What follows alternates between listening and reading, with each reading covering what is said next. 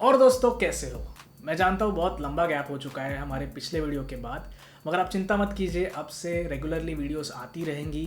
उम्मीद करता हूँ आप सभी अपने अपने घरों पे सुरक्षित होंगे, क्योंकि 2021 की शुरुआत तो अच्छी थी मगर अभी फ़िलहाल हालात बिगड़ रहे हैं और इस सब का असर हमारी ऑटोमोबाइल इंडस्ट्री पर भी हुआ है। वैसे आज की वीडियो में हम दो ऐसी कार्स के बारे में बात करने वाले हैं, जिसमें से एक इसी साल फरवरी में लॉन्च हुई थी और दूसरी अभी मई में ही लॉन्च होने वाली थी, मगर उसकी अभी कोई पॉसिबिलिटीज़ नहीं नज़र आ रही है।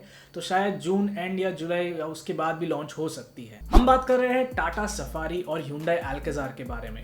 दोनों ही कार्स एक ही प्राइस सेगमेंट में आती है। दोनों 7 सीटर एसयूवीज है, आपको 6 सीटर का भी ऑप्शन मिलता है। अलग अलग इंजन के साथ आती है और कई सारे फीचर्स ऑफर करती है। वैसे ये कोई डिटेल कंपैरिजन नहीं होने वाला दोनों कार्स के बीच में, क्योंकि Hyundai अल्काज़ार अब तक लॉन्च नहीं हुई है और इस वजह से हमारे पास कार की एग्जैक्ट प्राइस लिस्ट नहीं है और हमें ये भी नहीं पता कि कार चलाने में कैसे है, कितनी केपेबल है और कितनी प्रैक्टिकल है। तो अभी जो हमारे पास जानकारी है, हम उस बेस पे इन दोनों कार्स का कंपैरिजन करने वाले हैं। तो इस सब के बारे में आज हम इस वीडियो में बात करेंगे। मगर अगर आप पहली बार मेरा चैनल पे वीडियो देख रहे हैं तो चैनल को सब्सक्राइब करना मत भूलिए, क्योंकि यहाँ पे आपको ऑटोमोबाइल से रिलेटेड सारी जानकारी मिल जाएगी। टाटा सफारी में आपको 2 लीटर का डीजल इंजन मिलता है जो मैनुअल और ऑटोमेटिक ट्रांसमिशन के साथ आता है। यही सेम इंजन आपको टाटा की हैरियर में भी देखने मिलता है, मगर फिलहाल टाटा सफारी में आपको पेट्रोल का ऑप्शन अवेलेबल नहीं है। वही अल्काज़ार के साथ आपको पेट्रोल और डीजल दोनों इंजन ऑफर किए जाएंगे।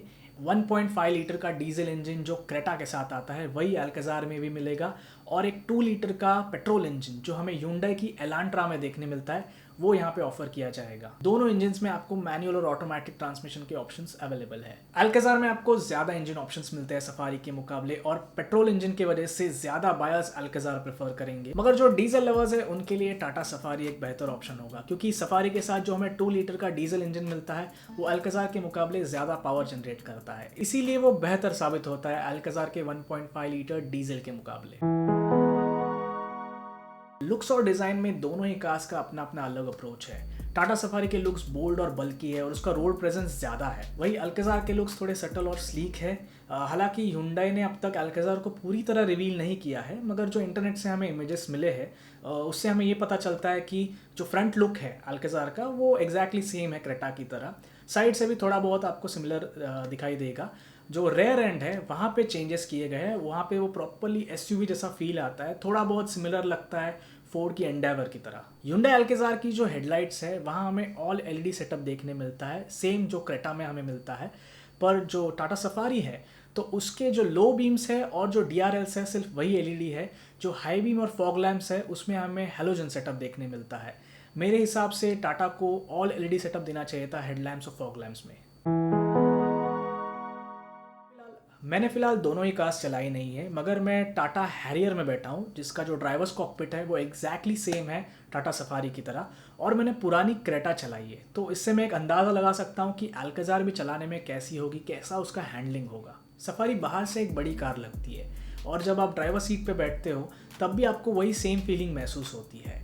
पर जब मैंने क्रेटा चलाई थी तब मुझे वैसा नहीं लगा था कि मैं एक बड़ी कार में बैठा हूँ। हालांकि क्रेटा भी एक कॉम्पैक्ट एसयूवी है, उसका राइड हाइट बड़ा है, पर वो एक बहुत ही ड्राइवर्स फ्रेंडली कार लगती है चलाने में। इसीलिए अल्काज़ार सफारी के मुकाबले ज़्यादा आसान होगी चलाने में, और उसके डायमेंशंस कम होने की वजह से भी आपको सिटी में चलाने में कोई दिक्कत नहीं होगी। और जैसे हमें क्रेटा में एक स्मूथ स्टीयरिंग मिलता है, तो मुझे लगता है कि हमें अल्काज़ार में भी वैसा ही स्टीयरिंग ऑफर किया जाएगा। तो इससे आपका सिटी और स्टॉप एंड गो ट्रैफिक का जो ड्राइविंग एक्सपीरियंस है वो अल्काज़ार में थोड़ा बेहतर होगा। मगर दूसरी तरफ राइड क्वालिटी में सफारी ज़्यादा बेहतर होगी, क्योंकि उसका जो प्लेटफॉर्म है वो लैंड रोवर डिस्कवरी स्पोर्ट पे बेस्ड है, इसीलिए ऑफ रोड और सेफ्टी वाइज वो बेहतर साबित होगी अल्काज़ार के मुकाबले। आखिरी पॉइंट है मेंटेनेंस और सर्विस, और यहाँ पे Hyundai अल्काज़ार के पास एक क्लियर एडवांटेज है, क्योंकि हम सभी को पता है कि Hyundai की सर्विस काफ़ी अफोर्डेबल है। और ऐसा नहीं है कि टाटा की सर्विस भी महंगी है, वो भी काफ़ी अफोर्डेबल है। मगर अगर हम उसे Hyundai के अल्काज़ार से कंपेयर करें टाटा सफारी को, तो वहाँ पे डेफिनेटली थोड़ी ज़्यादा रहेगी, क्योंकि टाटा सफारी टाटा की सबसे महंगी कार है और Hyundai अल्काज़ार क्रेटा और 200 के बीच का सेगमेंट जो है वो फिल करती है, और इंजन्स भी क्रेटा के साथ शेयर करती है। इसीलिए उसकी जो सर्विस कॉस्ट है वो थोड़ी बहुत सिमिलर होगी क्रेटा से, या थोड़ी ज़्यादा होगी, मगर सफारी के मुकाबले डेफिनेटली कम होगी। तो फाइनली समय आ चुका है आपको बताने का कि इन दोनों में से कौन सी कार आपको लेनी चाहिए। हालांकि इस कंपैरिजन का कोई विनर नहीं है क्योंकि दोनों ही कार्स बेहतर वैल्यू ऑफर करती है। तो मैं आपको बताऊंगा कि कौन से बायर को सफारी लेनी चाहिए और कौन से बायर को अल्केजार लेनी चाहिए, और मैं आपको ये भी बताऊंगा कि अगर मुझे इन दोनों में से कोई कार पिक करनी है तो मैं कौन सी लूँगा। तो सबसे पहले बात करते हैं कि टाटा सफारी किसे लेनी चाहिए। अगर आपको ट्रैवलिंग पसंद है, आप रेगुलर ट्रैवल करते हैं अपने दोस्तों अपनी फैमिली के साथ, और आपको एक डीजल एसयूवी चाहिए जिसकी पावर अच्छी हो, ऑफ रोड में भी अच्छी हो, तो सफारी लेना आपके लिए एक सही ऑप्शन होगा। तो हमारा सेकंड कैटेगरी है, उसमें अगर आप एक ऐसी कार चाहते हैं जिससे आप रेगुलरली ऑफिस ट्रैवल कर सके और कभी कभार अपनी फैमिली के साथ ट्रैवल कर सके, और ज़्यादातर आपका यूज़ जो है सिटी और हाईवेज़ पे होने वाला है, तो मैं आपको रेकमेंड करूँगा कि आप अल्केजार का जो डीजल वेरिएंट है वो परचेज करें। जो तीसरा कैटेगरी है उसमें अगर आपको एक एसयूवी चाहिए जिसमें 7 सीट्स हो, आप अपनी फैमिली के साथ ट्रैवल कर सके और कभी कभार ट्रैवल कर सके, तो उसके लिए मैं रेकमेंड करूँगा कि आप Hyundai अल्केजार का जो पेट्रोल वेरिएंट है वो ले। फाइनली मुझे अगर टाटा सफारी या Hyundai अल्केजार में से कोई एक कार पिक करना होगा तो मैं जो हमारा तीसरा कैटेगरी है उसमें फिट होता हूँ, क्योंकि मेरा जो एवरेज ड्राइविंग है वो काफ़ी कम है। मैं हफ्ते में शायद 1 या 2 बार अपनी कार चलाता हूँ, तो इसीलिए मेरे लिए Hyundai अल्केजार का जो पेट्रोल वेरिएंट है वो सही रहेगा। आप में से कईयों का एक सवाल होगा कि अल्केजार तो अब तक लॉन्च हुई नहीं है, तो क्या हमें अल्केजार लॉन्च होने तक वेट करना चाहिए या फिर जो मार्केट में करंटली अवेलेबल ऑप्शंस है उनमें से कोई एक सेलेक्ट करना चाहिए। तो मैं आपको कहूँगा कि आपको अल्केजार लॉन्च होने तक ज़रूर वेट करना चाहिए अगर आप एक 7 सीटर एसयूवी कार लेने की सोच रहे हैं तो, क्योंकि जो करंटली अवेलेबल 7 सीटर एसयूवीज़ है हमारे इंडियन कार मार्केट में उसमें से सबसे बेहतर टाटा सफारी ही है। और अगर आप वेट नहीं कर सकते Hyundai अल्केजार के लॉन्च होने तक, तो मैं आपको यही रेकमेंड करूंगा कि आप टाटा सफारी ही ले, क्योंकि इन तीनों कार्स में से ही टाटा सफारी सबसे प्रैक्टिकल, सबसे सेफेस्ट और सबसे ज़्यादा वैल्यू ऑफर करने वाली कार है। तो उम्मीद करता हूँ अब तक आपको पता चल ही गया होगा कि इन दोनों में से कौन सी कार आपको लेनी चाहिए। अगर आपका कोई भी सवाल हो इन दोनों कार्स या किसी और कार को लेकर भी, तो आप ज़रूर मुझे नीचे कमेंट्स में पूछ सकते हैं या फिर इंस्टाग्राम पर भी मुझे डीएम कर सकते हैं।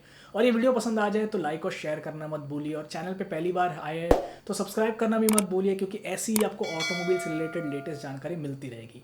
तब तक के लिए मिलते हैं अगली वीडियो में। धन्यवाद।